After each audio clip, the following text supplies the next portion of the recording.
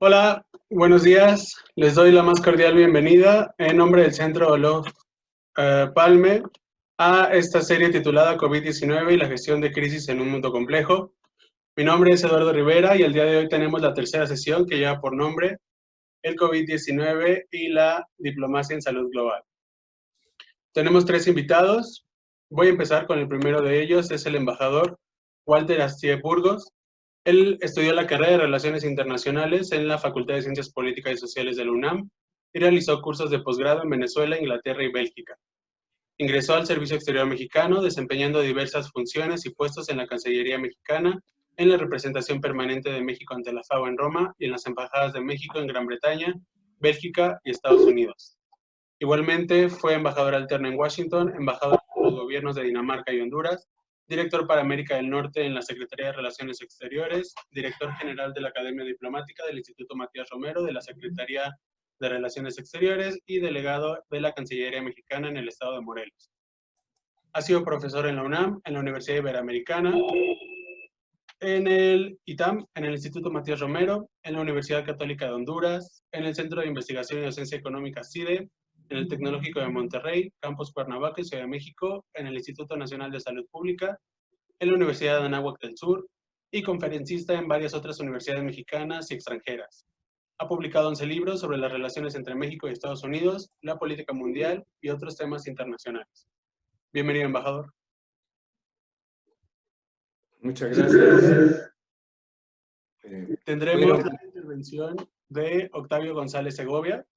Es internacionalista por la Universidad de Guadalajara, maestro en Economía Política Internacional por la Universidad de Tsukuba en Japón y doctor en Estudios del Desarrollo Global por la Universidad Autónoma de Baja California. Su tesis doctoral versa acerca del diseño de las organizaciones internacionales encargadas de gestionar las epidemias y el terrorismo biológico. Ha colaborado en los tres poderes del gobierno federal mexicano e impartido clases de licenciatura, maestría y doctorado en la Facultad de Ciencias Políticas y Sociales de la UNAM, la Universidad de Potsdam, la Universidad Hertie School of Governance, la UDLAP, la Pontificia Universidad Católica de Río de Janeiro y la Universidad Militar Nueva Granada en Colombia. Actualmente es profesor investigador de la Academia de Relaciones Internacionales del Colegio de Veracruz y profesor de asignatura en el Sistema de Distancia de la UNAM. El doctor González Segovia ha publicado en revistas indexadas internacionales acerca de la gobernanza global de la salud y la bioseguridad. Su último artículo fue publicado por la revista francesa especializada en salud, Opiniones cara a cara sobre la salud, y se titula ¿Por qué no hemos aprendido la lección cuando se trata de emergencias de salud pública de importancia internacional? Bienvenido, doctor, buen día. Muchas gracias. Buenos días a todos, es un placer estar aquí. Buenos días. En tercer lugar, tendremos la intervención de María Cristina Rosas para quienes enlazan por primera vez. Ella es profesora e investigadora de tiempo completo en la Facultad de Ciencias Políticas y Sociales de la UNAM desde hace 33 años. Es doctora en Relaciones Internacionales por la Facultad de Ciencias Políticas y Sociales de la UNAM. También doctora en Estudios Latinoamericanos por la misma institución.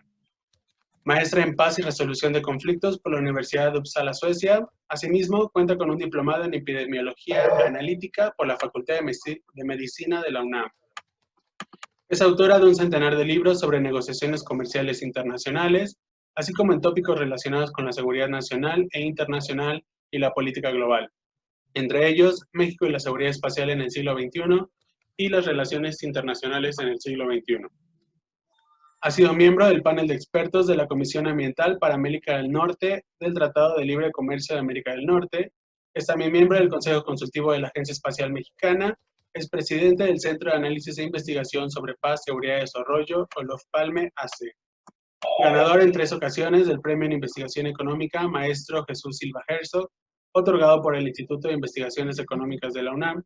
Consultora de organismos internacionales y gobiernos en torno a negociaciones comerciales internacionales. Pertenece al Sistema Nacional de Investigadores y es columnista en las revistas Etcétera y Alcaldes de México, en el diario Rio Grande Guardian, miembro del Consejo Editorial de Globalítica, al igual que comentarista sobre temas internacionales en 11 Noticias, en Así Amanece con Leonardo Curcio en ADN 40, en el canal del Congreso, en CNN en español, Sputnik News, Radio Educación, Radio UNAM y diversos medios impresos y digitales extranjeros. Bienvenida, doctora, buenos días. Buenos días, saludos a todos. Gracias por conectarse. Quiero también dar la bienvenida a nuestros invitados aquí en la sala de Zoom. Les recordamos que en todo momento mantengan sus cámaras y micrófonos apagados y los incentivamos a participar activamente en el chat con sus saludos, preguntas, comentarios. Si es alguna pregunta para los panelistas, por favor indíquenos hacia quién va dirigida. Damos también la bienvenida a quienes nos siguen en la transmisión en vivo en Facebook. Los invitamos también a plantear sus dudas y comentarios y de igual manera indicar a quién va dirigida su pregunta. Ahí van a estar Jakes y Juan Carlos para apoyarnos. Y aquí en la sala de Zoom, Diana, Jessica y Arely Mayorga. Cualquier duda o comentario pueden escribirles por privado. Les daré rápidamente a conocer la dinámica de esta sesión. Los panelistas van a contar en un primer lugar con 10 minutos para presentar su tema. Posteriormente tendremos 5 minutos para preguntas y respuestas y 2 minutos para conclusiones. Sin más, le cedo la palabra al embajador Astier Burgos. Muchas gracias, muy buenos días a todos y gracias al Instituto Olof Palme por esta amable invitación, pues para compartir algunas reflexiones sobre este tremendo problema que nos está azotando todos los días ya desde hace más de 5 o 6 meses. Yo lo que quisiera decir de entrada es de que estamos viviendo una gran paradoja, contradicción o si se quiere una gran tragedia. ¿Por qué? Porque esta pandemia del nuevo coronavirus nos ha agarrado totalmente desprevenidos, de forma improvisada, como si las pandemias fueran algo nuevo, que no existieran, que hubiera caído esta pandemia del cielo y demás. Siendo que bien sabemos que las pandemias pues, nos han acompañado desde que existe el hombre sobre la tierra y hay importantes registros de terribles pandemias desde la época de la Grecia clásica, del Imperio Romano, la Antoniona, por ejemplo, en la Edad Media en Europa, la peste bubónica, etcétera, etcétera, y hasta llegar a la que ha sido hasta el momento la más terrible de todas las pandemias, que fue la de la mal llamada influenza española, de 18 a 19, que se calcula murieron alrededor de 100 millones de personas. Y obviamente teniendo en cuenta todos estos antecedentes, y sobre todo la de la influenza española, pues se estaba esperando, se sabía que algo semejante, o peor quizás, porque estaba el mundo más globalizado, iba a ocurrir. Y de hecho, en los últimos años se ha señalado que hemos estado viviendo una pandemia de pandemias, porque aunque no han sido de la escala que estamos padeciendo actualmente con la del COVID-19, pues hemos tenido pandemias recurrentes como de ébola, de paludismo, de Zika, de MERS, de SARS, de SIDA, de ébola, etcétera, etcétera, que se han parado a tiempo, pero han estado aquí presentes, entonces ya tenemos una pandemia de pandemias. Bueno, y les repito, a pesar de que sabemos que todo esto estaba ocurriendo y que iba a ocurrir una como la de la influenza española y demás, pues nos ha agarrado tan desprevenidos que, bueno, ya tenemos ahorita pues millones, 20 y tantos millones de contagiados, 24 millones de contagiados en el mundo y más de 800,000 muertos. Prueba de que sabíamos que esto iba a ocurrir, lo estábamos esperando porque es una cosa inherente a la naturaleza, pues es el hecho de que existe un mecanismo que se llama diplomacia para la salud global. ¿Y de dónde surgió esta idea? Bueno, pues surgió del hecho de que ya en el siglo XIX, inclusive antes de que ocurriera la terrible pandemia de la influenza española, en Europa ya las epidemias pues eran pandemias, porque por la movilidad de la gente, el desarrollo de las comunicaciones, el desarrollo industrial y demás, se estaban pasando las epidemias de un país a otro y no se podía solucionar en un país si no se atacaba simultáneamente en otro país. Y en ese caso fue la pandemia de cólera la que llevó a que se creara la primera conferencia sanitaria internacional en el año de 1851 en la ciudad de París. Entonces, para que vean que desde ahí se dieron cuenta de que este tipo de fenómenos nocivos solo podían atacarse pues mediante la cooperación internacional. Y aquí lo interesante es que esta conferencia de París de 1851 no solo fue de médicos y gente especializada en cuestiones sanitarias y demás, sino fue de diplomáticos y de especialistas en temas sanitarios. ¿Por qué? Porque como la enfermedad estaba traspasándose a otros países, a otras fronteras, ya involucraba un aspecto político. Entonces estas conferencias fueron llamadas conferencias sanitarias diplomáticas, tenían los dos. El caso es de que pues se vio la efectividad para combatir el cólera y se comenzaron a repetir estas conferencias sanitarias internacionales para tratar otros problemas como fue de la plaga, de la fiebre amarilla, etcétera, etcétera. Y se llegaron a realizar alrededor, 14 fueron las que se realizaron, que terminó la última en 1938.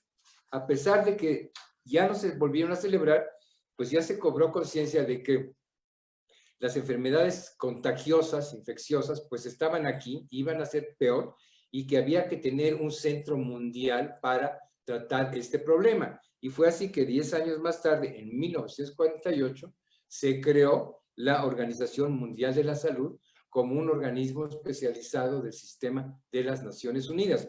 Ahora, la OMS, pues se le dio unas facultades y responsabilidades mucho más amplias, porque no solo se ocupa obviamente de las pandemias, que es el gran centro detector y de lo que coordina los esfuerzos para combatirla, sino se ocupa de toda la salud global. Y de ahí surgió la idea, el nombre de Diplomacia para la Salud Global. ¿Qué quiere decir esto? Que como pues el problema de las pandemias estaba globalizado, pues se necesitaba que los países aplicaran dentro de su política exterior hacia los demás miembros de la comunidad internacional, pues consideraran a la salud como un tema prioritario, de la misma forma que la política exterior se encarga de promover el comercio y se encarga de promover las inversiones y la cultura y la transferencia de tecnología y demás, también debería preocuparse y ocuparse de los problemas de la salud que ocurren en otros países. ¿Por qué? Porque pues está lógico. Si no ayudamos a solucionar los problemas pandémicos en otros países, pues nos va a llegar a afectar. Entonces, bueno, es en el interés propio hacerlo.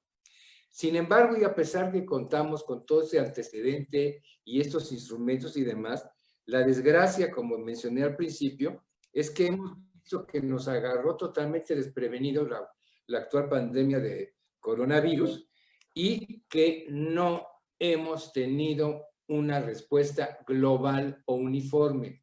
Aquí estamos enfrentando problemas de amenazas a la seguridad internacional y la internacional que son globales. Y obviamente lo que necesitamos es una respuesta global y no la tenemos, porque no ha sido posible concertar una sola acción de toda la comunidad internacional para combatirlo, sino que cada país pues ha aplicado las medidas que ha creído más pertinentes, más convenientes, y unos han sido más exitosos, pues otros se han ido a la politiquería, ¿verdad? Y han tenido serios problemas y demás. Pero total, mi punto de vista central en esto que les quiero decir en una primera instancia, es de que sabíamos que este problema existe y que iba a ocurrir y que iba a venir aquí. La doctora Rosas y yo en nuestro ámbito tenemos años hablando del tema de las pandemias y de los problemas de la salud como amenazas a la seguridad internacional y demás. Tuvimos por más de 6 años un seminario sobre este tema en la Anáhuac y demás. Y bueno, y al final de cuentas resulta que estalla este problema y a los líderes políticos los agarra totalmente desprevenidos, ocupados de otra cosa, y pues ahí tenemos el resultado de que en dónde estamos. Pero claro, la desgracia es de que en muchos casos se ha politizado el enfoque hacia atacar este problema, y como vemos en Estados Unidos, el señor Trump, pues es más importante su reelección que atacar la pandemia y tomar las medidas para contrarrestarla, y acá pues también resulta que es más importante rifar un avión que no se rifa, etcétera, etcétera, a atacar, darle toda la prioridad al tema de la pandemia. Entonces, mientras no cobremos conciencia de que esto, para enfrentar este problema, que se va a repetir, ya tenemos ahorita una gran advertencia y una gran preocupación de que esto no va a quedarse aquí, aunque encontremos la vacuna como ya parece que se hizo, pues esto se va a repetir en 1 año, en 2 años, con otro virus, con otro bicho, con otro microbio, etcétera, etcétera, y va a ser recurrente. Y si no tenemos ya una estrategia global para enfrentarlo, va a ocurrir lo que está ocurriendo actualmente, pues con millones de contagiados y miles de muertos. Bueno, yo quiero parar aquí para después entrar con ya mayores detalles, pero doy esto a manera de introducción. Muchas gracias. Muchas gracias, embajador. Creo que es el primero que respeta los 10 minutos. Le agradezco bastante. Más tarde regresaremos a usted. Muchas gracias por esta revisión histórica que hace de la diplomacia en salud global y bueno, que apunta a esta falta de políticas globales para atender la pandemia. No sé si usted recuerda, creo que en 2015, la doctora Rosa no me dejará mentir, estuvimos en AMEI presentando una mesa sobre la importancia de la seguridad internacional y la salud. Ok, pasamos por favor con el doctor Segovia. Hola de nuevo, buenos días a todos. Agradezco al Instituto Olof Palme por la invitación y particularmente a la doctora María Cristina por la gentileza.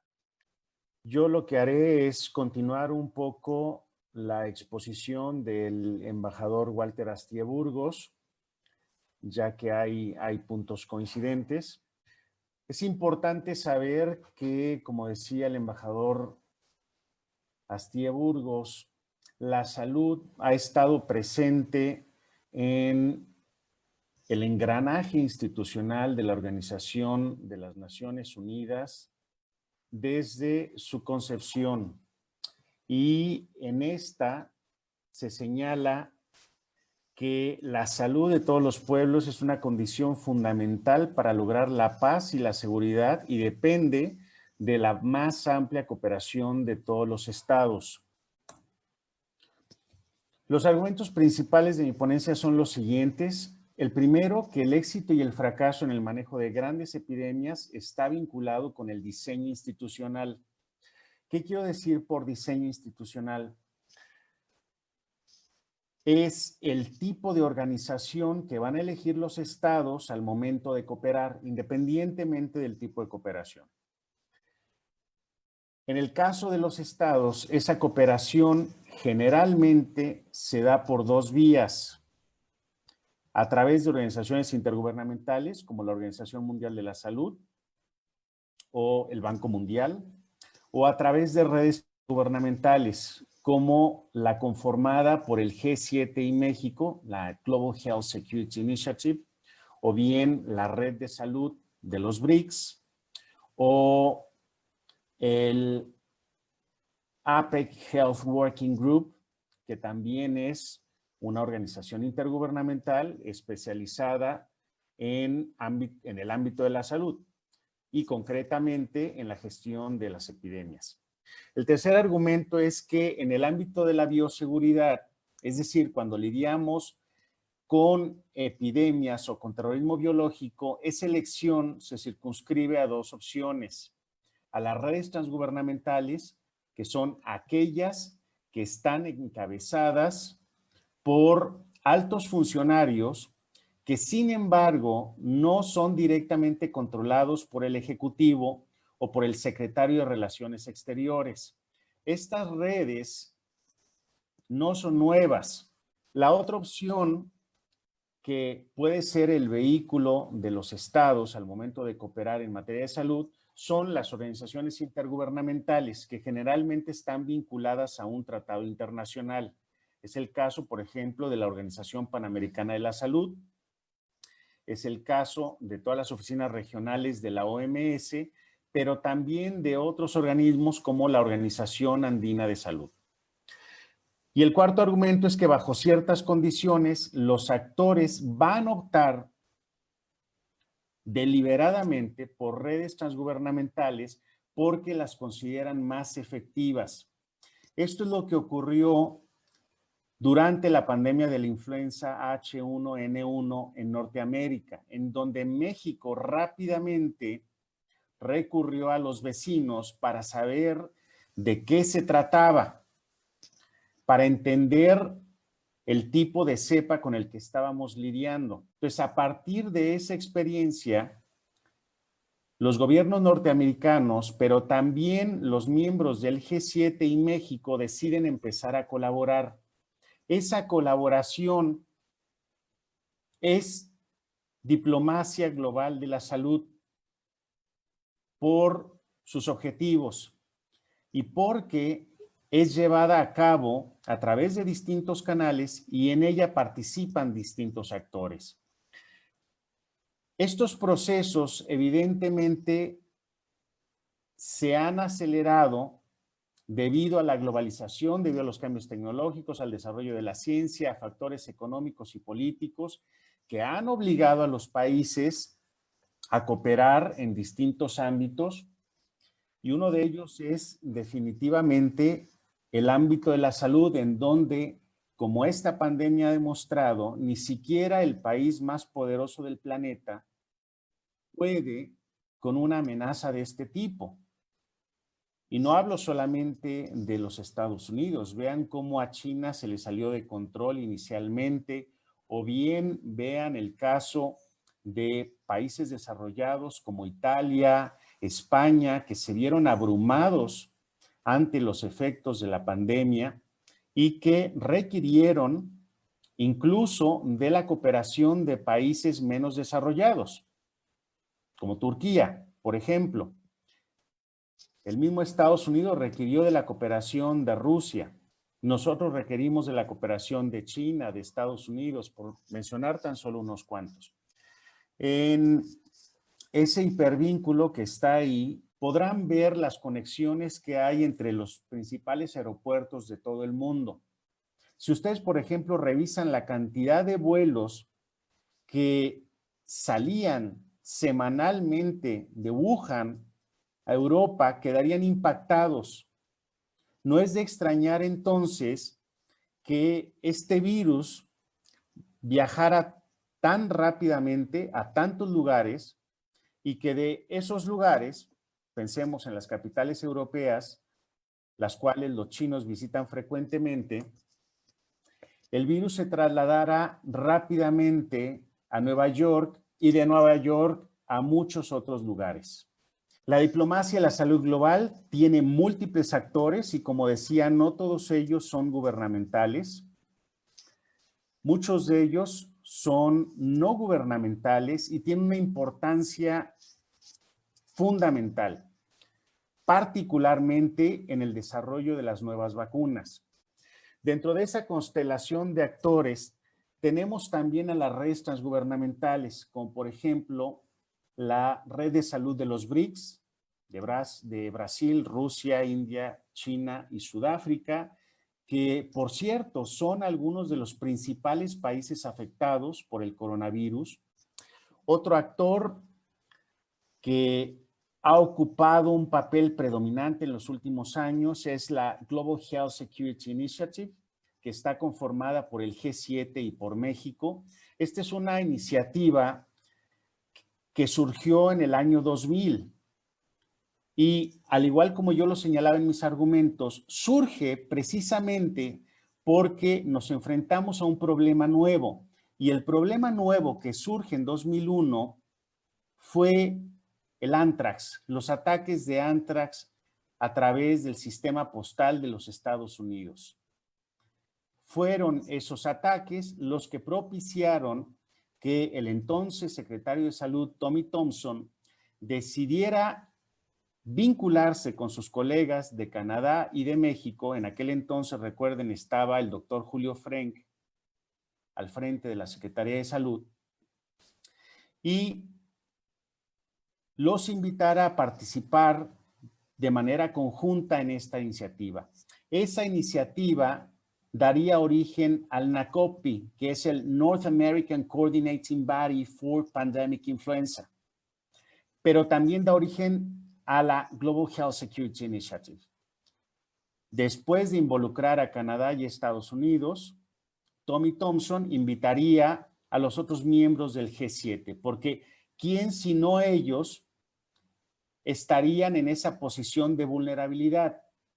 Y efectivamente, en mayor o menor medida, los países europeos posteriores a fecha enfrentaron diversos atentados terroristas. Sin embargo, ninguno de ellos volvió a ser de tipo biológico. Pero aún así, esa iniciativa constituyó la semilla que permitiría que estos países colaboraran en distintos ámbitos y para enfrentar distintos tipos de amenazas, no solamente aquellas como el terrorismo biológico, sino también las epidemias. Deben de saber que México también colabora de manera bilateral con diversos países, la mayoría de ellos en el continente americano, y también con la Unión Europea, con quien tenemos una cooperación bilateral de tipo regional. Esto no es nuevo y gracias a eso es que México ha tenido mejores capacidades médicas para lidiar con las epidemias, pero también un mayor conocimiento. México ha aprendido de las lecciones que hemos tenido, particularmente en 2009, pero también de las enseñanzas que tuvieron los otros gobiernos al enfrentar otro tipo de amenazas. Otro ejemplo de una iniciativa sobre política exterior y salud mundial es la Foreign Policy and Global Health Initiative, que está conformada por Brasil, Francia, Indonesia, Noruega, Senegal y Tailandia. Esta fue creada en 2006 a iniciativa de Francia y de Noruega. Estos países se comprometieron en pro de una mayor atención a los retos de sanidad mundial en la política exterior. Esta iniciativa, si bien no ha tenido tanta visibilidad como la Global Health Security Initiative, ni está tan institucionalizada, es importante. ¿Por qué? Porque fue la primera iniciativa o la primera red de carácter transgubernamental que pone sobre el mapa mundial y así lo inserta en las prioridades de la Organización de las Naciones Unidas el tema de la política exterior y la salud mundial. ¿Cuáles son los objetivos de esta iniciativa? Primero, preparar a los países para el riesgo pandémico. 2, lidiar con las enfermedades infecciosas emergentes, destinar recursos humanos en sanidad, sanidad en situación de conflicto. También abordan crisis humanitarias y desastres naturales, VIH, SIDA, salud y medio ambiente, salud y desarrollo, salud y políticas comerciales y gobernanza. Bueno, ¿qué fue lo que yo encontré en mi investigación? Y con esto cierro. Que los gobiernos elegirán deliberadamente ciertas características institucionales. Esto a la hora de construir organizaciones.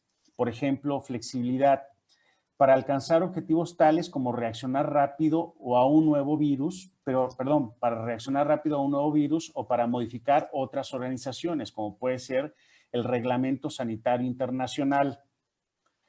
2, la preferencia de los gobiernos no son homogéneas, dependerán de sus intereses, valores, capacidades, del conocimiento científico del que dispongan, pero también de su ubicación, como es el caso de México.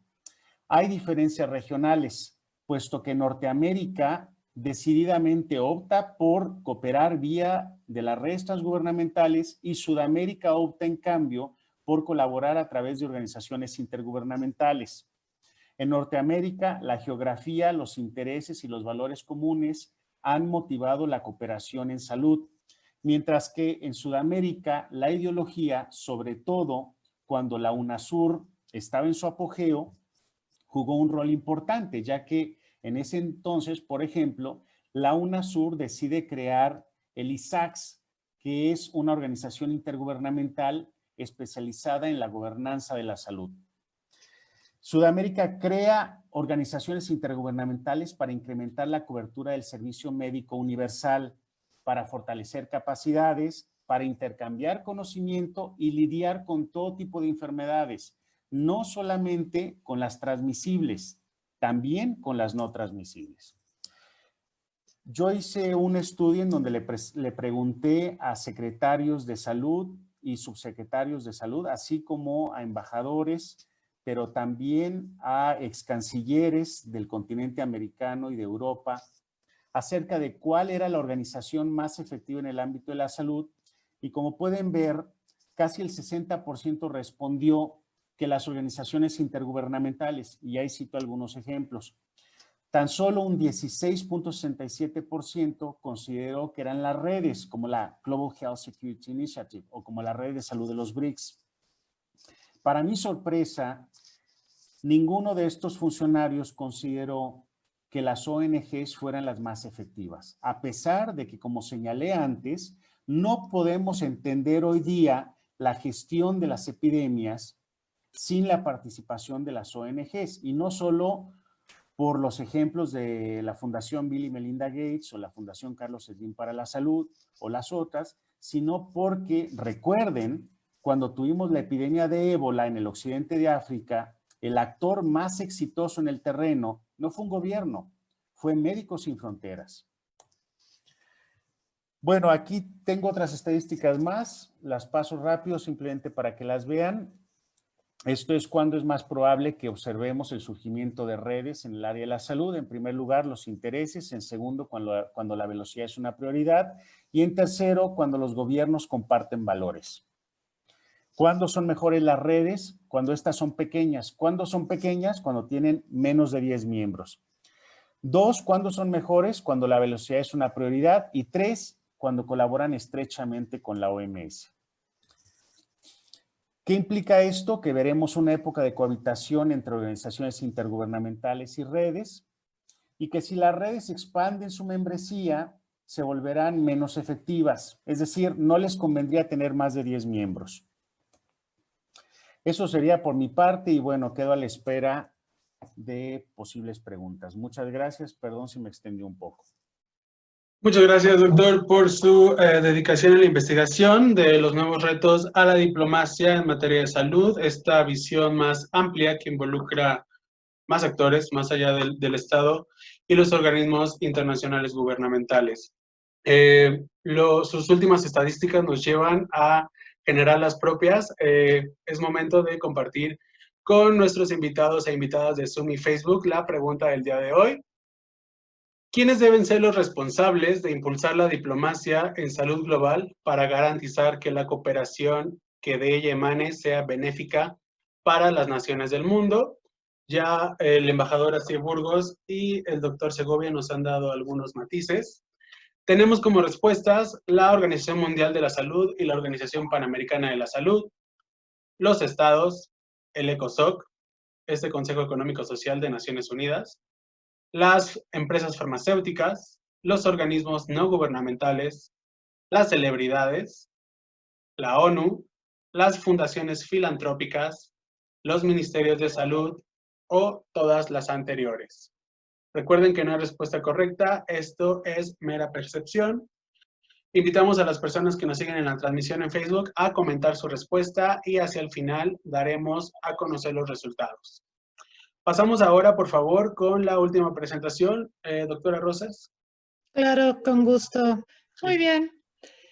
Pues después de las presentaciones de Walter y de Octavio, yo voy a pasar muy rápido algunas cuestiones que ya se mencionaron, porque quiero centrarme en algunos aspectos de la diplomacia en salud global que sobre todo tienen que ver con el quehacer de algunos estados que han tenido un protagonismo a la luz de la falta de liderazgo global mostrado sobre todo por la administración de Donald Trump, que ha tenido una gestión errática, no solo a nivel global, retirándose de la OMS, despotricando contra China, sino también a nivel interno, donde, como sabemos, Estados Unidos es el país más golpeado por la pandemia. Bueno, sobre diplomacia en salud global ya se dijeron muchas cosas, reiterar que es un campo de estudio y formación distintivo que, bueno, a grandes rasgos se encuentra en construcción, pero constituye la vinculación entre asistencia sanitaria internacional y relaciones políticas internacionales. Hay muchas definiciones que destacan en el empleo de este concepto. Yo quiero referirme a que todavía estamos tratando de dilucidar si el propósito final de la diplomacia en salud global es cumplir con objetivos de política exterior de los países o con objetivos de salud global que no son divergentes, pero quizá es necesario trabajar más en las mejores estrategias de convergencia entre ellos. Ya se refería Walter a la historia de la diplomacia en salud global, a esta primera conferencia sanitaria internacional, cuando pues en Europa afloraban el cólera, la peste, la fiebre amarilla, amenazas que se desarrollan precisamente con el desarrollo de las comunicaciones, del comercio marítimo, del desarrollo del capitalismo ya en una fase más intensiva, que es justamente lo que refería Octavio hace un rato, ¿no? Cómo se han desarrollado las comunicaciones aéreas y cómo esto tiene repercusiones para la salud.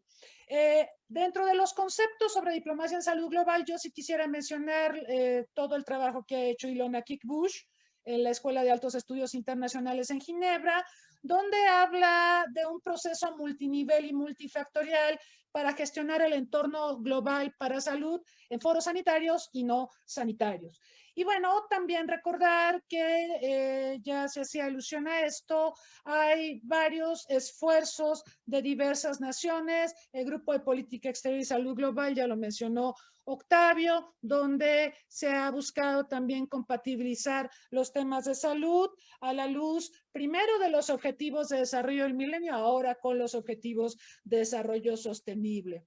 Recordar que la salud no es solo un tema de la OMS, no es solo un tema de estados, cada vez vemos a más actores no gubernamentales involucrados. Se habló mucho ahorita de la Fundación Bill y Melinda Gates, del señor Carlos Slim, pero también las celebridades hacen diplomacia en salud. Por ahí se habla de la bonoización de las relaciones internacionales, justamente por el papel que las celebridades desarrollan también a propósito de temas de salud. Ahí pueden ver a Messi, que todos están muy enojados con él ahora porque se va del Barça, pero Messi ha hecho una campaña muy interesante para sensibilizar a la opinión pública mundial respecto a una enfermedad endémica muy seria, muy grave en América Latina, que es la enfermedad de Chagas. Y también tenemos las iniciativas de organismos no gubernamentales, de las propias farmacéuticas y también híbridos de todos ellos.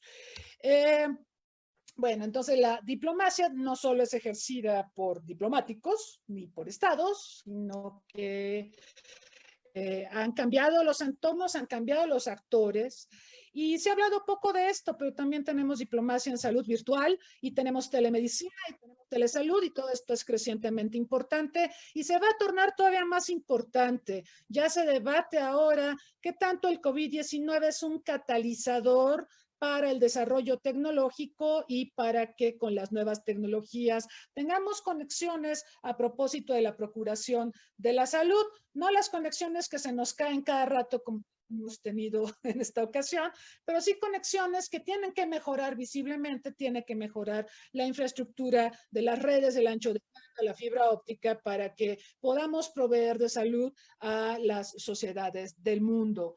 La diplomacia, además, no solo es en salud, tenemos un montón de aristas donde la diplomacia está incursionando. Hay diplomacia ambiental, lo estamos viendo ahora con todos los acuerdos para combatir el calentamiento global y el cambio climático, que también está muy relacionado con los temas de salud, como sabemos. Tenemos diplomacia energética, tenemos diplomacia espacial, no es el tema de este seminario, pero pues habrá oportunidad de quizá tocar este tema en otra oportunidad. Diplomacia ciudadana, para diplomacia digital, Tweetplomacy, y no hablo precisamente de Trump, tenemos una diplomacia bastante acelerada en redes sociales también, y los propios diplomáticos utilizan las redes sociales cada vez con mayor intensidad. Este SARS-CoV-2 que ha quejado a la comunidad internacional ha posibilitado que se desarrollen diversas iniciativas en materia de diplomacia en salud global, como ya se decía, multinivel, bilaterales, multilaterales, multitransversales, en fin. Y yo sí quisiera recordar, por ejemplo, que en condiciones bastante inéditas, en abril de este año, vimos dos iniciativas.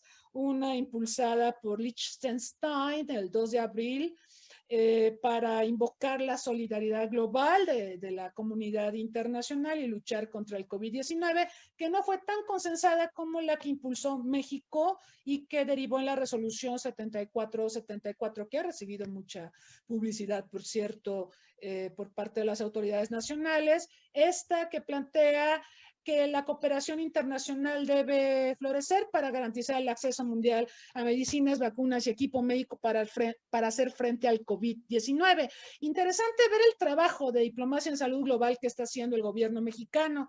Recordarán mucho aquello de la mejor política exterior es la política interna. Bueno, a nivel interno no hemos tenido tanto éxito gestionando la pandemia, pero en política exterior ha habido un trabajo muy interesante de parte del canciller y esta resolución, por ejemplo, muestra parte de ese trabajo. También hemos visto que el Consejo de Seguridad de la ONU ha estado debatiendo temas de salud, hizo un debate a puertas cerradas, con muchas tensiones de por medio, sobre todo el desencuentro entre Estados Unidos y China. Previamente el Consejo de Seguridad ya había deliberado sobre el VIH-Sida, sobre el ébola, e incluso había instruido a las misiones de paz de Naciones Unidas, a la de Liberia, para desarrollar acciones que permitieran combatir la pandemia.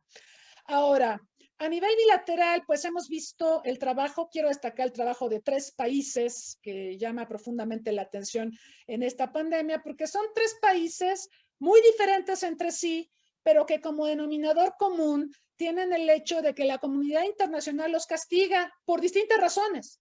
Es el caso de China, castigado por la comunidad internacional, por Occidente, por lo sucedido en Tiananmen en 1989, China no puede recibir armas de Occidente, hay un embargo de armas contra la República Popular China.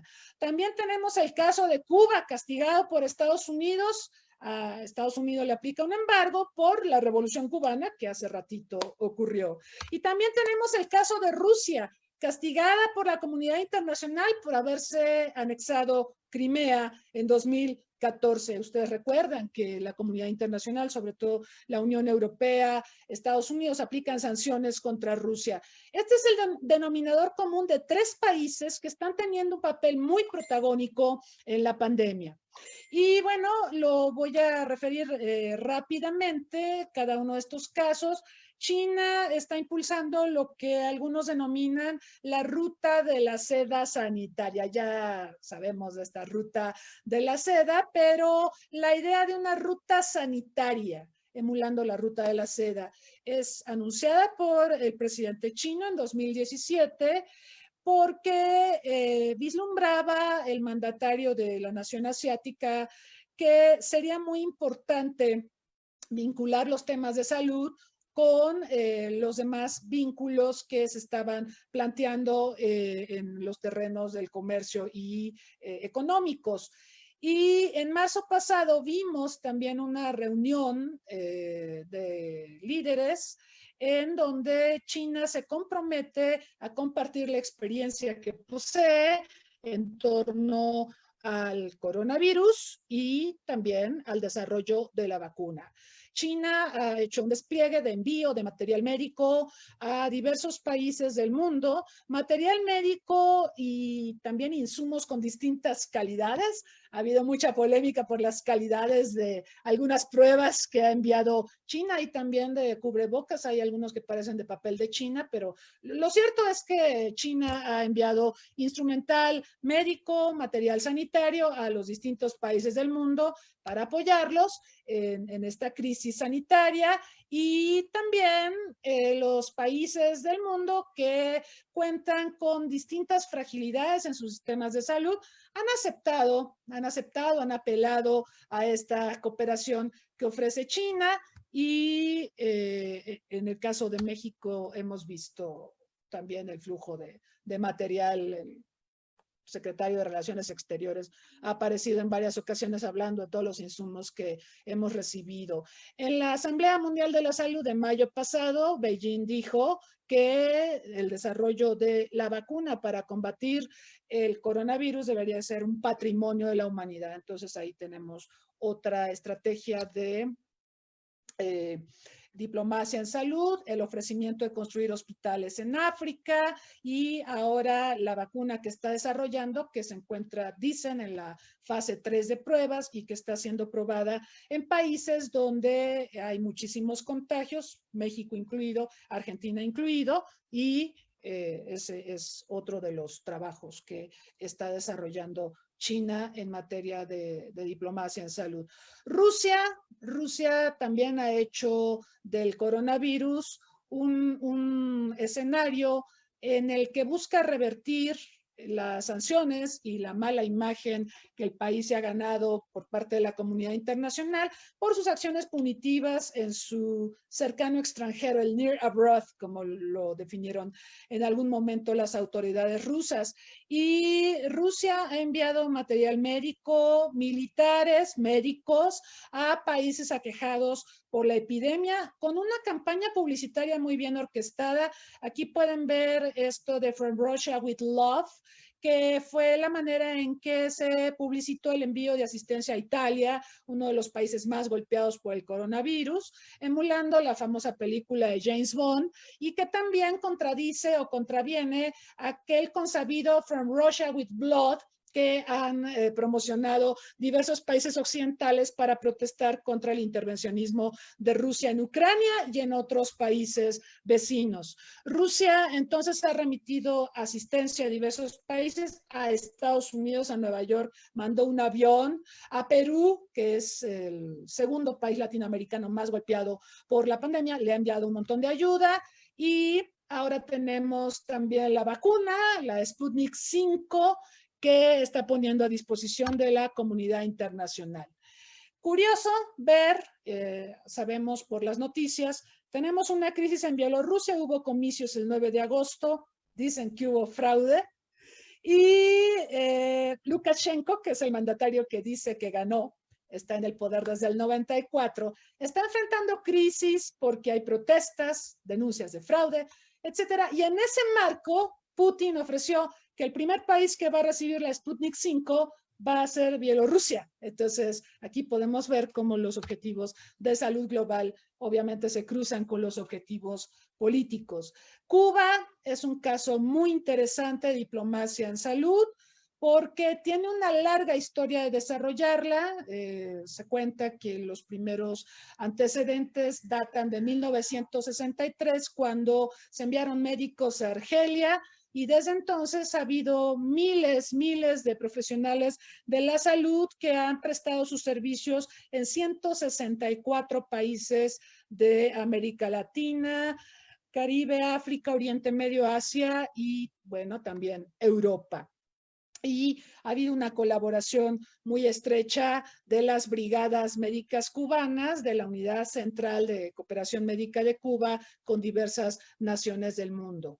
Importante señalar que la diplomacia en salud para Cuba es importante políticamente como imagen del país, pero es más importante económicamente porque es una de sus principales fuentes de divisas. Por encima del turismo, Cuba deriva muchos ingresos del turismo, pero ingresa más recursos a través de los servicios profesionales de medicina. Ahora, también, como se explicaba por quienes me antecedieron en el uso de la palabra, hemos visto un montón de iniciativas bilaterales en el marco de esta crisis pandémica. Algunas se amparan en mecanismos que ya existían y otros se han ido articulando sobre la marcha a la luz de la complejidad de la pandemia. Aquí vemos a los presidentes Iván Duque y Vizcarra, presidente de Colombia y de Perú, que han articulado una estrategia, el Plan Binacional Perú-Colombia, para enfrentar la pandemia. No les va muy bien a estos países, como sabemos. Colombia tiene frontera con Perú, también está Ecuador como vecino y de hecho han tenido que articular diversas estrategias para enfrentar la crisis.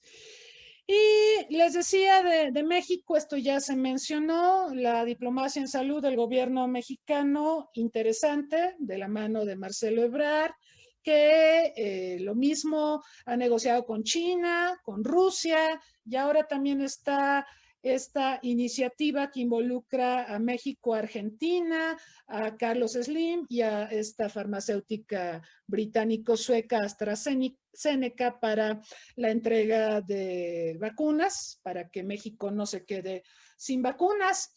Y esto va a ser importante porque, como lo comentamos en la sesión referente al desarrollo de la vacuna y de los tratamientos, es muy posible que el acceso a tratamientos y vacunas no sea equitativo, como tendría que ser dada la magnitud de una enfermedad nueva para la que no tenemos anticuerpos.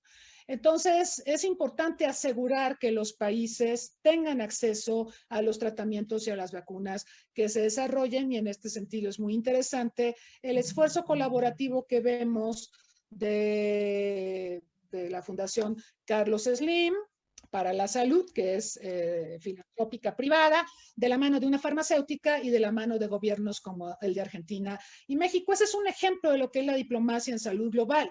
Tenemos múltiples actores que aparentemente tendrían intereses divergentes, pero que pueden converger, y tenemos que buscar que converjan, porque de otra manera no vamos a poder resolver esta encrucijada en la que nos encontramos. También reiterar que la falta de liderazgo de Estados Unidos a nivel global, de Brasil a nivel regional, generan oportunidades para que otros actores asuman ese liderazgo en la conducción de la respuesta a la pandemia. Yo no sé hasta dónde podemos ver a México y Argentina como quienes están asumiendo el liderazgo y efectivamente están conduciendo a América Latina en la solución de esta encrucijada, pero ciertamente la ausencia de Brasil, que ha tenido una gestión bastante errática de la pandemia, sí genera resquicios, sí genera oportunidades para maniobrar en esta coyuntura. Y finalmente, la diplomacia en salud para países como los que mencionamos, países sancionados por la comunidad internacional, puede ser un redituable poder suave que utilicen para modificar la actitud de la comunidad internacional hacia ellos. Yo pienso que algo que puede suceder cuando esta crisis haya sido solventada es que a lo mejor le va a redituar a Rusia, le va a redituar a China y le va a redituar a Cuba toda esta cooperación que han ofrecido al mundo, y no sé si van a terminar las sanciones contra ellos, pero quizás se va a ablandar el corazón de quienes aplican dichas sanciones. Con esto terminaría mi presentación. Muchas gracias. Muchas gracias, doctora Rosas, por su intervención. Tocó un tema que es poco abordado, no, al menos no desde esta perspectiva de la diplomacia, que es la diplomacia de las celebridades, cómo interfieren también en la opinión pública. Y es parte de esta diplomacia que trata de hacerse más pública y no meramente vertical, sino también horizontal. Y también nos toca cómo han enfrentado algunos países más allá de las potencias, lo que siempre se comenta, cómo han hecho frente a la pandemia echando mano de la diplomacia en materia de salud. Ya también tocaba por ahí algunas cuestiones que han surgido ya en preguntas desde nuestros invitados en Zoom y Facebook. Antes de pasar a esta parte, les recuerdo a nuestros invitados la pregunta que les hicimos. ¿Quiénes deben ser los responsables de impulsar la diplomacia en salud global para garantizar que la cooperación que de ella emane sea benéfica para las naciones del mundo? Ok, pasamos ahora a las preguntas. Tenemos bastantes. Pregunta Ubaldo Quiroz López: ¿qué países consideran que sí tuvieron preparados medios para enfrentar esta pandemia? Y también él nos pregunta, ante los estragos de la pandemia, ¿qué tan lejos o cerca estaría la ONU de una visión global humanista para la gestión de estos hechos? Un poco encaminado de lo que hablaba Humberto Vélez la sesión pasada. Claudia Rivera les pregunta, ¿se podría afirmar que los coronavirus que han surgido en Asia tienen que ver con los factores culturales de aquella región de ingerir especies animales exóticas? Melanie Vences pregunta, ¿qué tanto afectará al régimen global de la salud la salida de Estados Unidos de la OMS? Ahora las redes transgubernamentales tendrán la oportunidad de tener más protagonismo en el escenario internacional debido a su menor burocracia y su respuesta más rápida. Eduardo Mesa les pregunta, ¿qué beneficios geopolíticos podría traer a México el ser uno de los productores de la vacuna contra el coronavirus? podría posicionarnos de otra manera frente al mundo? Karen Shomara pregunta para el doctor González Segovia.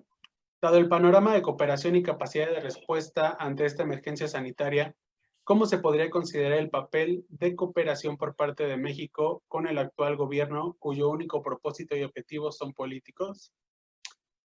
Desde Facebook, Eduardo Montaño le pregunta al embajador Walter Astier Burgos, la resolución de la ONU Global Access to Medicines and Medical Equipment, impulsada por México con la aprobación de 172 países miembros, ¿será respetada y cumplida o podríamos ver una competencia desmedida entre los países por el acceso a material médico y vacunas, como sucedió en los meses de abril por parte de los países europeos?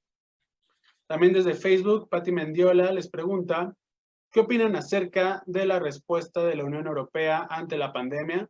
¿Realmente actuaron con un enfoque de salud global? Y una pregunta más. Un segundo.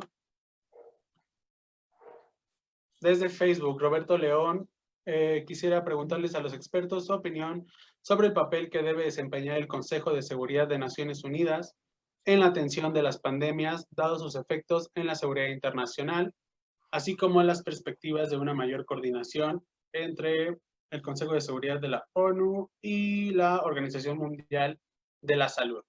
Ok, empezamos. Embajador, por favor. Yo quisiera decir esto. Ya los tres presentamos un panorama muy amplio de lo que es la diplomacia para la salud global. Yo mencioné los orígenes, los antecedentes, y vimos cómo al origen estuvo muy limitado a las decisiones gubernamentales, ¿no? De una cooperación gubernamental a nivel de salud y a nivel de diplomacia y demás, pero con la evolución de las relaciones internacionales, la globalización y todo eso, en la actualidad tenemos una gran cantidad de actores que están participando en todo este proceso de atacar pandemias o los índices de la salud global que son muy bajos, etcétera, etcétera.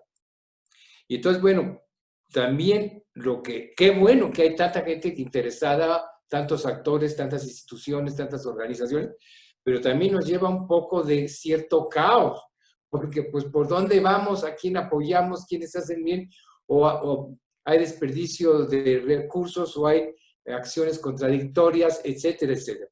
Yo creo que en resumen esto nos lleva a un serio problema. No tenemos una arquitectura, una estructura, un sistema internacional funcional para enfrentar los problemas globales de nuestra época. Naciones Unidas, pues digo, por más que la queramos y la amemos, ¿verdad, doctora Rosas y demás? Pues está rezagada porque fue creada para la Guerra Fría. Y lo estamos viendo que ahorita, bueno, pues está un poco marginada, un poco o mucho marginada. Y en el caso de la pandemia, la OMS, su estructura ha quedado rebasada y debió de haber sido quien tomara el liderazgo de decir una política global para atacar este fenómeno que está afectando a todo el mundo, debe ser este y se debe hacer el otro. Pero claro, pues los estados no iban a aceptar su liderazgo, y peor que pues, ya se mencionó el caso de Trump, que en vez de apoyarla para tener una acción conjunta, pues la ha saboteado, ya se salió, ya le retiró fondos, o sea, complicamos más porque lo que prevalece son los intereses nacionales y hoy día la peor tragedia es que prevalecen los intereses personales de los políticos sobre el interés de la humanidad, etcétera, etcétera. Entonces aquí se plantea el principal problema. Necesitamos una nueva arquitectura mundial para poder lidiar con los problemas y las amenazas globales que tenemos. Y estamos hablando aquí de pandemias, pero ya vemos que se viene la otra catástrofe anunciada de los problemas ambientales, del cambio climático y demás, y no hay tampoco una política de todo el mundo para enfrentar este problema que nos va a afectar a todos, ¿no? Y bueno, pues unos apoyan lo que hace Naciones Unidas, la restricción a las emisiones, otros no están de acuerdo, se salen del acuerdo, etcétera, etcétera. Bueno, ya tenemos ese serio problema. Entonces, mientras no haya quien tome el liderazgo, ya lo mencionó la doctora Rosa, pues hasta el momento Estados Unidos, después del fin de la Segunda Guerra Mundial, había sido quien llevaba el liderazgo mundial para atacar estos problemas. Pero hoy día, pues Estados Unidos ya no le interesa y el señor Trump se echa para atrás y prefiere el nativismo y el aislacionismo, y no hay un líder mundial, y bueno, pues tenemos más un caos, ¿no? Ahora, lo que preguntaba otra persona ahí, de las iniciativas de México, yo creo que hay que celebrar esto, porque lo que tenemos es, y lo hemos analizado y dicho en distintos foros, pues tenemos un gobierno que no le interesa la política exterior. Y desde que llegó, tomó posesión, ¿verdad? Pues no hay política exterior. Y la mejor política exterior es la política interna. Y lo de fuera, pues que se lo lleve el demonio. Y nos atenemos a los principios estrictamente aplicados de no intervención. Y yo no veo, ni opino, ni me meto, no sé qué. Bueno, yo creo que aquí algo bueno de la pandemia es que hizo reaccionar a ciertos sectores del gobierno. No estoy hablando del titular del Poder Ejecutivo, que sigue las mismas, porque lo que le interesa es la política interna, ¿no? Y las elecciones del año que entra, y la rifa del avión, y todo lo demás estorba.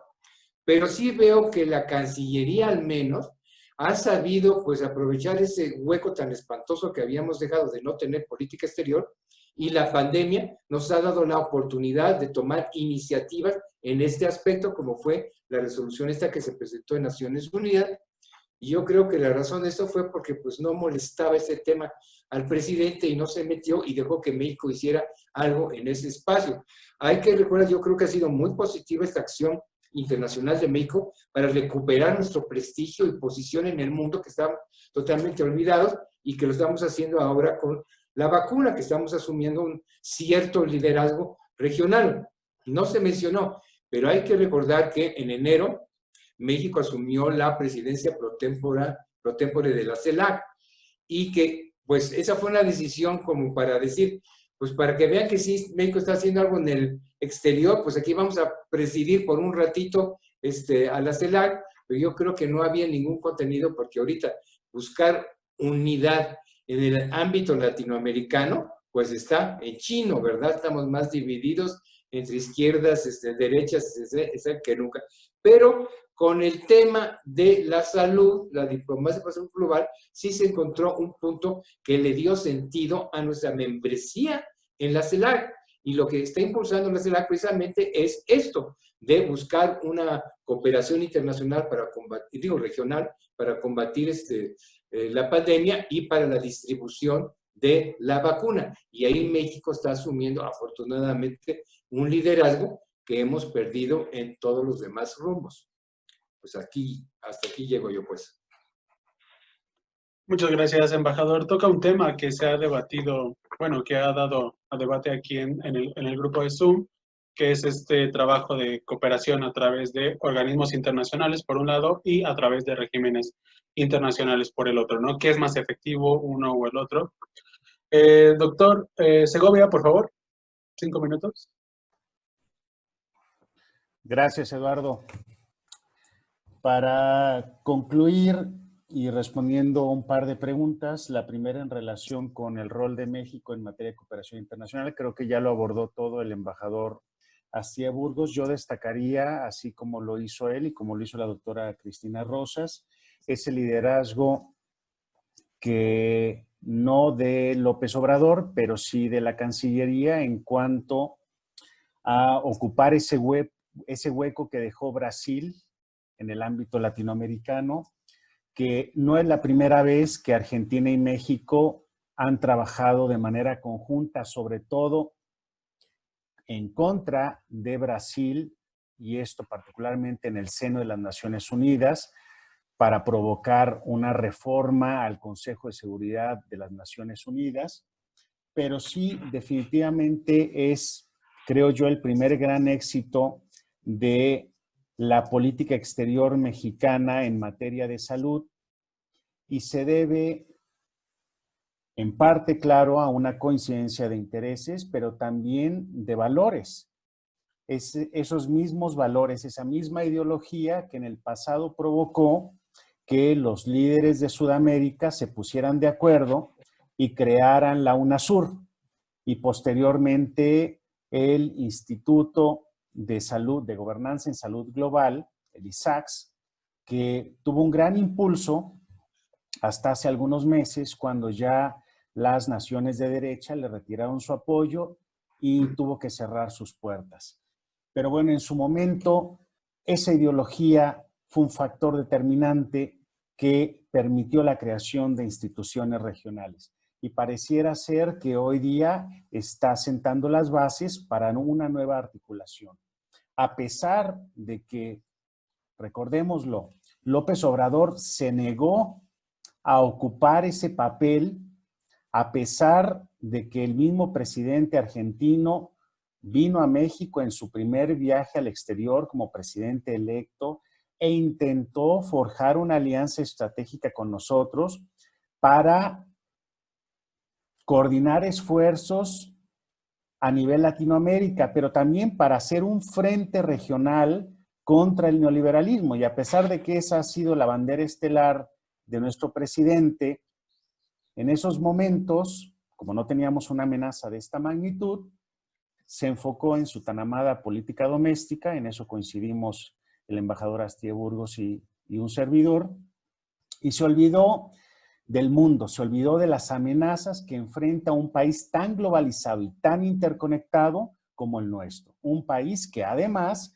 comparte una frontera muy extensa con el país más poderoso del mundo y, dicho sea de paso, el país que quizás sea más vulnerable. Entonces me parece que ese acierto de la política exterior mexicana, encabezado por Marcelo Ebrard, le pudiera rendir frutos a nuestro país. En segundo punto, respecto a la pregunta que hacen en relación con el Consejo de Seguridad de la ONU, me parece que su rol pudiera haber sido determinante en la gestión de la pandemia del coronavirus. ¿Y por qué digo pudiera haber sido? Porque ya es demasiado tarde como para que el Consejo de Seguridad actúe. Actuó en el pasado en relación con la epidemia del ébola en el occidente de África. Recordemos que hemos tenido dos epidemias de ébola en África. La que recientemente finalizó en la República Democrática del Congo y la primera que azotó en 2014-15 a Liberia, a Sierra Leona y a Guinea. Pues bien, en aquel entonces, en esa primera epidemia del ébola, que también fue una emergencia sanitaria de importancia internacional, igual que la República Democrática del Congo, el Consejo de Seguridad tomó el tema en su agenda y declaró que la epidemia del ébola era una amenaza a la seguridad y a la paz internacionales. ¿Eso qué permitió? ¿Qué permitió esa resolución del Consejo de Seguridad? Que ese tema, en una parte completamente olvidada del mundo, que es África subsahariana, en donde a la fecha subsisten enfermedades negadas que han estado ahí desde hace mucho tiempo, como por ejemplo varias fiebres hemorrágicas, como la de Magdeburg, o la del río Nilo, o bien la misma fiebre del ébola, tuviera la atención requerida. Y no solamente me refiero a los reflectores, sino y sobre todo a los recursos.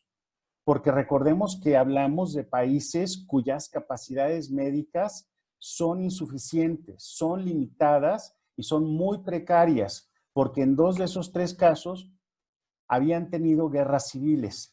Entonces, sí hace una diferencia el que el Consejo de Seguridad tome el tema. Recordemos que es el principal órgano de decisión de las Naciones Unidas y los temas que ahí se tratan reciben toda la atención de la comunidad internacional. Me parece que ya no fue el caso de la pandemia del COVID-19, pero en un futuro bien pudiera fungir el rol protagónico que tuvo respecto a la epidemia del ébola. Muchas gracias, doctor Segovia. Que tenga buen día. Gracias. Pasamos ahora, por favor, con la doctora Rosas. Sí, gracias por las preguntas. Quiero empezar con lo que estaba terminando Octavio. El Consejo de Seguridad y su papel ante las epidemias, pandemias. Es polémico. es polémico porque el enfoque del Consejo de Seguridad siempre ha privilegiado una visión de bioseguridad que no necesariamente es compatible con lo de la Organización Mundial de la Salud. Y ha habido muchos piques entre la OMS en Ginebra y entre el Consejo de Seguridad, que lo vimos ahora cuando hubo una sesión a puertas cerradas, el Consejo de Seguridad, donde lo que más se produjo fueron encontronazos entre Estados Unidos, miembro permanente con derecho de veto, y la República Popular China, miembro permanente con derecho de veto. Y mientras, por ejemplo, Rusia empezaba a enfrentar la pandemia y Francia y Gran Bretaña estaban muy agobiadas por la pandemia. Entonces, el Consejo se paralizó, pero privó sobre todo un desacuerdo porque China piensa que los temas de salud deben ser abordados desde la OMS. Y Estados Unidos ha despotricado contra la OMS y contra China y considera que debe haber otro tipo de enfoques, entre ellos activando al Consejo de Seguridad. No es algo que esté resuelto. Yo creo que el riesgo de meter los temas de salud al Consejo de Seguridad es que se seguriticen y se vean a partir del prisma de la bioseguridad y se dejen de dimensionar desde la óptica del desarrollo. Es decir, está muy bien que se priorice la lucha contra el ébola, pero no por instruir a los cascos azules para que coadyuven en la contención de la enfermedad, eso va a resolver los problemas de salud de las naciones aquejadas por el ébola, como tampoco va a ocurrir lo mismo con el VIH-Sida, mucho menos con el COVID-19. Creo que el Consejo de Seguridad de todas maneras va a seguir abordando los temas y esto nos tiene que preocupar porque México va al Consejo de Seguridad a partir del próximo año. El embajador de la Fuente, que nos representa allá, estará participando, representando a nuestro país como miembro no permanente para el periodo 2021-2022, y esta es la clase de temas que se van a estar ventilando en ese foro. También preguntan que quiénes se prepararon para la pandemia. Yo creo que Walter lo dijo muy bien, había indicios de que esto podía ocurrir, ya habíamos tenido la primera pandemia del siglo XXI, el H1N1, tuvimos ébola, tuvimos Zika, tuvimos un montón de advertencias, no se quiso ver. Como lo he comentado en varias ocasiones, a mí me parece que uno de los problemas de la comunidad internacional es que sobredimensiona ciertas agendas en detrimento de otras. Y entonces, después de los atentados terroristas de principios de este siglo, el 11 de septiembre de 2001, se sobredimensionó el terrorismo y se sacrificó a otras agendas, incluida la de la salud. Entonces, no podemos afirmar que ningún país haya estado preparado. Lo que es más, en 2008, cuando tuvimos la crisis financiera, muchos países para sanear sus finanzas o sanar sus finanzas sacrificaron las partidas presupuestales para el sector social y sobre todo para el rubro de la salud. Y entonces estaban pobremente equipados para hacer frente a la pandemia. Países incluso del tamaño de Francia, que tiene institutos de salud muy prestigiados y demás, y que había iniciado un proceso de transición de su sistema de salud, porque había reclamos del personal médico de que no había suficiente personal, no había suficientes insumos tecnológicos, había burning, los obligaban a trabajar horas extras precisamente por la falta de personal y demás, y ya Macron les había ofrecido refinanciar, reestructurar, y en eso llegó la pandemia. Entonces, no podemos decir que ningún país haya estado debidamente preparado. Si acaso yo me atrevería a señalar a Rusia, porque después de las sanciones que se le aplican con motivo de la anexión de Crimea en 2014, Rusia tuvo que aprender a vivir en austeridad y tuvo que aprender a racionalizar los recursos de que disponía. Entonces, tuvo que aprender a vivir en austeridad 6 años y en esas condiciones llegó la pandemia y quizá la respuesta que hemos visto de Rusia, que hace muchas pruebas para identificar los casos de contagio, la respuesta que ha dado Rusia pues ha sido bastante congruente con la austeridad que ya venía manejando para que el país pudiera seguir funcionando. Pero fuera de ese país, no me parece que ningún otro haya estado debidamente preparado para enfrentar la pandemia. Y bueno, lo de las especies exóticas, caray, es un tema polémico porque nosotros tenemos una bebida que se llama Sotol y que se hace de veneno de víbora, ¿no? Y es exótica, y no por eso nos hemos enfermado de algo. O el mezcal, ¿no? Que le ponen un gusanito, y no porque nos comamos el gusanito son cosas exóticas. Yo más bien creo que lo que está pasando es que estamos destruyendo el entorno ambiental, estamos tendiendo a una urbanización, estamos destruyendo ecosistemas, estamos urbanizando, invadiendo los entornos de las especies, y esto nos pone en contacto con ellas y ellas son portadoras, son vectores de diversas enfermedades. Entonces, la semana pasada o antepasada, perdón, estábamos explicando que casi el 70% de las nuevas enfermedades son de origen zoonótico, es decir, tienen que ver con el contacto de seres humanos con animales. Así que no creo, vaya, se habla mucho de que comer especies exóticas te puede enfermar. No creo que esa sea la explicación más sencilla, yo creo que es bastante más complejo que eso. Y finalmente lo de los beneficios geopolíticos para México, yo esta película ya la vi y creo que la vimos todos, ¿sí? Esto de ser candil de la calle en política exterior y oscuridad de la casa, ya es una película que habíamos visto. El embajador Walter Astier no me dejará mentir.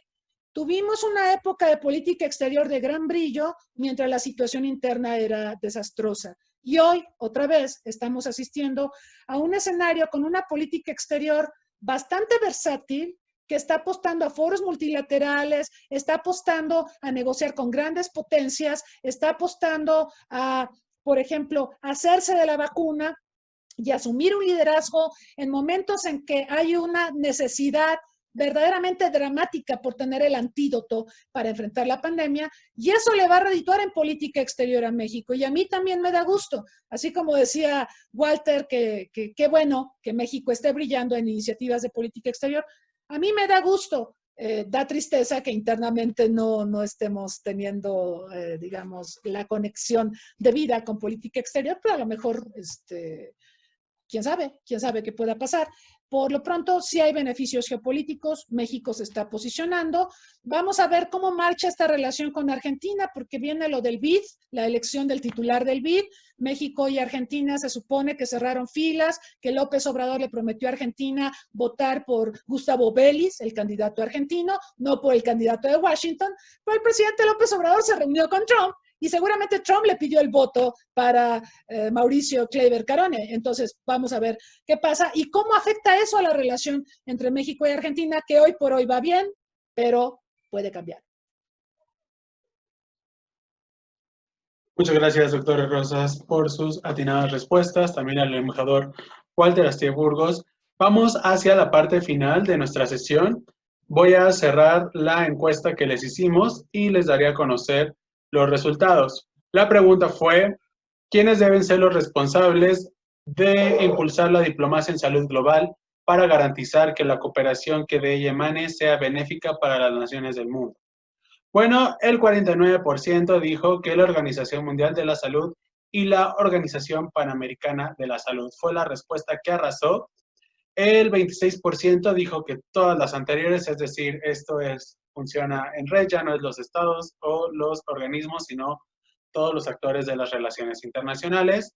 Y bueno, un 18% sigue insistiendo en que los estados son quienes deben impulsar la diplomacia en salud global. Ya hacia un 3% tenemos empatados las celebridades, la ONU y los ministerios de salud. Muchas gracias por su participación también en Facebook. ¿Qué opinan de este porcentaje que se le dio a cada actor? ¿Qué opina el embajador Walter Astier Burgos y la doctora María Cristina Rosas? Vamos hacia la parte de las conclusiones, por favor. Un minuto, embajador.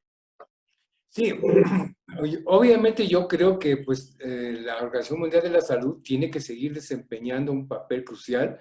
Creo que necesita unas reformas de su estructura y de su forma de operar. Aquí se menciona la OMS y la OPC. Hay que recordar que la Organización Mundial de la Salud tiene 6 oficinas regionales y la OPS es la oficina regional de la Organización Mundial de la Salud para América, continente americano, que está en Washington, o sea que más o menos, que es lo mismo, la OMS y la OPS. Pero lo que sí estamos viendo es que en este mundo tremendamente globalizado y diversificado, no es posible que solo los gobiernos y los organismos gubernamentales asuman la responsabilidad y encuentren las soluciones.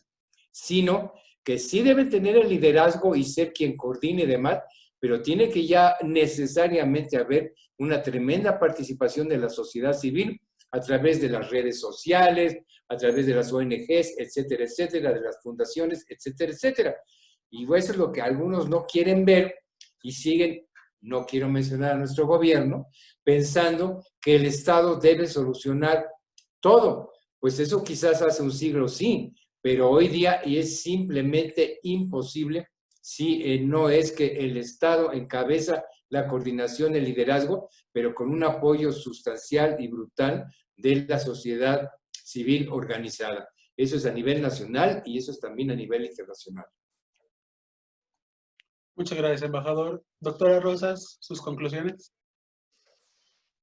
Me llamó mucho la atención en la encuesta que los votos para las celebridades como gestores de la diplomacia en salud global empatan con la ONU.